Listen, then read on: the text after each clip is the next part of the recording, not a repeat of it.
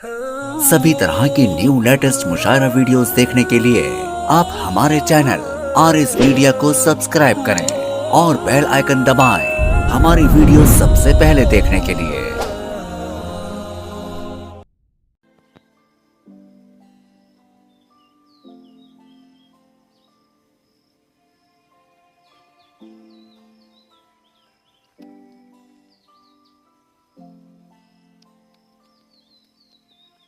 आइए दोस्तों, आपकी समातों के हवाले आप ही के शहर का एक ऐसा शायर जो अपनी शायरी से जाना जा रहा है।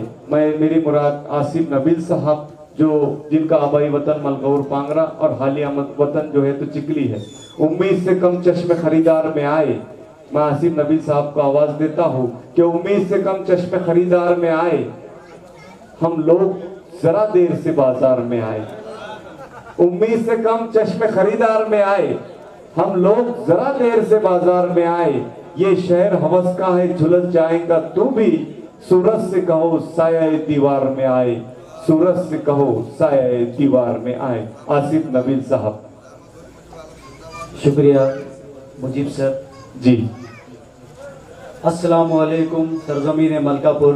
वालेकुम अस्सलाम। मेरे हमवतन साथियों, हाजरीन, आप लोग मुझे एक नए अंदाज में यहाँ पर देख रहे हैं। काफ़ी मुताज्जुब चेहरे हैं, मुताज्जुब नज़रें हैं। चूँकि मेरा ताल्लुक़ इसी सरजमीन से है और जैसा कि आकिब ज़मीर ने कहा था कि यहाँ पर तालियाँ नहीं बज रही है, अब मैं बता दूँ आकिब ज़मीर को कि यहाँ पर यकीनन तालियाँ बजेगी, क्योंकि ये गांव जागने वाला गांव है, ये बेदार मगज़ गांव है और इसीलिए यहाँ पे ज़ोरदार तालियां बजेगी। मेरे लिए नहीं ली, लेकिन मेरे बाद जाने के बाद में सबके लिए ज़ोरदार तालियां बजेगी यहाँ पर। तो मैं शुरुआत करता हूँ खुदा के नाम से अपने कलाम की कि खामोश लबों को वो आवाज़ देता है, खामोश लबों को वो आवाज़ देता है, टूटे हुए परों को परवाज़ देता है। खुदा की कुदरत बस वही जाने, खुदा की कुदरत बस वही जाने, वो जिसे चाहे उसे नवाज देता है, वो जिसे चाहे उसे नवाज देता है। और हम जानते हैं कि खुदा के बाद में हमारे प्यारे नबी का नाम आता है, तो आप सल्लल्लाहु अलैहि वसल्लम की खिदमत में ये 4 मिसरे में पेश करता हूँ कि लाजिम है खुदा के बाद मोहम्मद का ही नाम आएगा, लाजिम है खुदा के बाद मोहम्मद का ही नाम आएगा।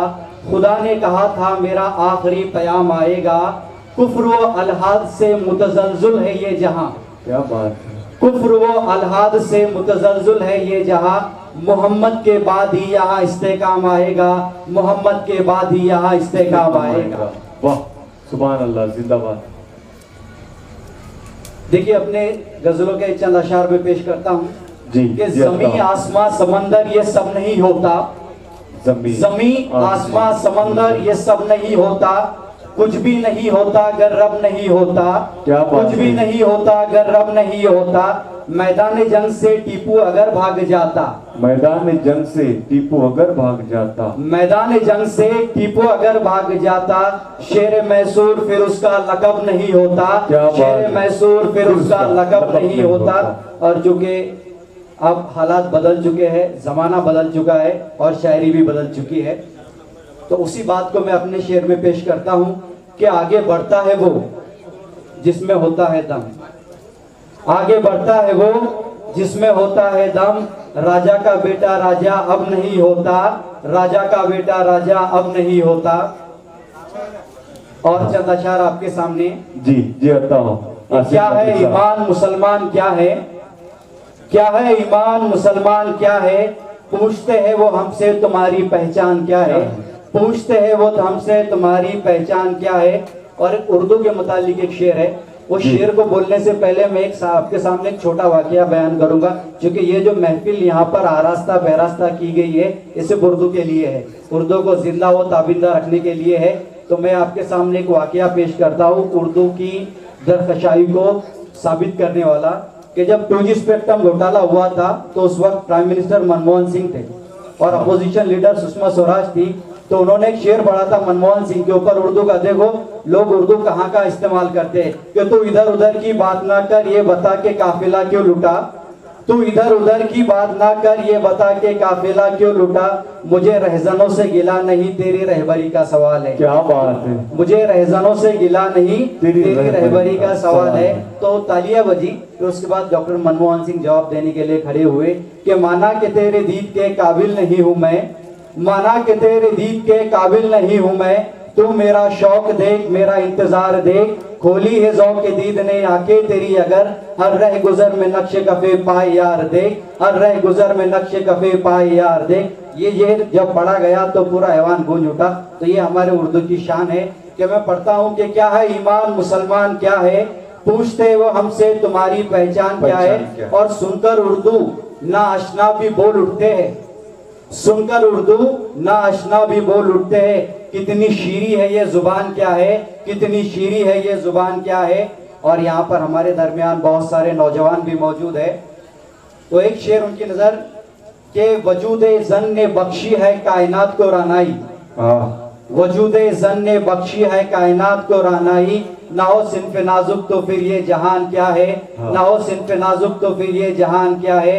ये माना कि तेरे हुस्न का चर्चा था कभी, माना कि तेरे हुस्न का चर्चा था कभी, माना कि तेरे हुस्न का चर्चा था कभी, पर अब ढलती उम्र में तुम्हें गुमान क्या है, पर अब ढलती उम्र में तुम्हें गुमान क्या है।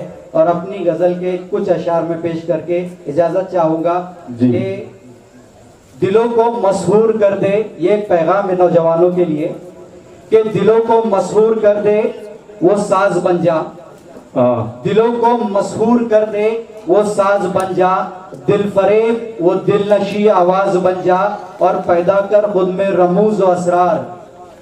ये मेरी शायरी नहीं, ये इकबाल और इकबाल की शायरी है कि पैदा कर खुद में रमूज व असरार, कोई अफशा न कर सके वो राज बन जा, और अता कर जमाने को एक नई सोच, अता कर जमाने को एक नई सोच, नकल परस्ती छोड़ खुद नया अंदाज बन जा, नकल परस्ती छोड़ खुद नया अंदाज बन जा। और आखिरी शेर कि रात भर तकता हूँ कुदरत के नजारों को, रात भर तकता हूँ कुदरत के नजारों को, रात भर तकता हूँ कुदरत के नजारों को, झिलमिलाते जगमगाते अनगिनत सितारों को, और वो शख्स जमाने का रुख मोड़ देता है, वो शख्स जमाने का रुख मोड़ देता है, चीर के बढ़ता है जो वक्त के धारों को, चीर के बढ़ता है जो वक्त के धारों को। और आखिरी शेर है कि पूछते हैं सब उभरती हुई शय को, ये हमारा मिजाज होता है, जमाने का मिजाज होता है कि पूछते हैं सब उभरती हुई शय को, कोई सलाम नहीं करता डूबते सितारों को, कोई सलाम नहीं करता डूबते सितारों को। बहुत अच्छा पढ़ रहे थे, बहुत अच्छा पढ़ रहे थे आसिफ नबील साहब।